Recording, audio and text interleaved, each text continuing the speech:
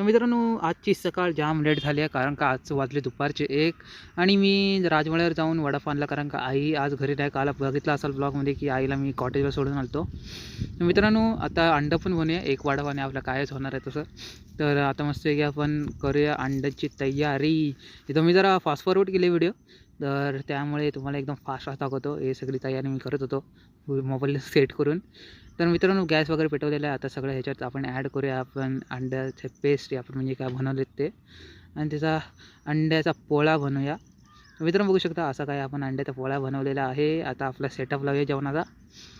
तर मित्रांनो, बघू शकता जेवणासाठी काय खास नाही, 2 पाव, 1 वडा आणि 1 अंडा बस.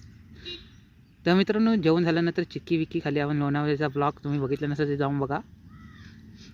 तेव्हा मी नंतर मकरांसोबत जरा बाहेर आलतो फिरण्यासाठी. तर त्यानंतर आता मित्रांनो, मी चाललो आईला घ्यायला कॉटेजला. तर बघू शकता आज लोणाच्या ग्राउंडवर येणार गौतमी पाटील कोण आहे ते गुगलला जाऊन सर्च करा तुम्ही. मी सांगू शकत नाही, कारण का मला पण माहिती नाही. तर हे बघू शकता असं काही इकडे तयारी चालू आहे लोणाच्या ग्राउंडवर. तर ती तिकडे निघूया. मित्रांनो, भूक लागलेली तर इथं पॅटीस खाल्ला एक. तर मित्रांनो, आता परत निघालो आहे आवासला जाण्यासाठी. आता डायरेक्ट जाऊया आवासला. मित्रांनो, आपण आवासला पोचलेलो आहोत. आता कॉटेजजवळ चाललो आहे. बघू शकता इथं आपल्या कॉटेज आहे. तर डायरेक्ट कॉटेजला एंट्री घेतलेली आहे.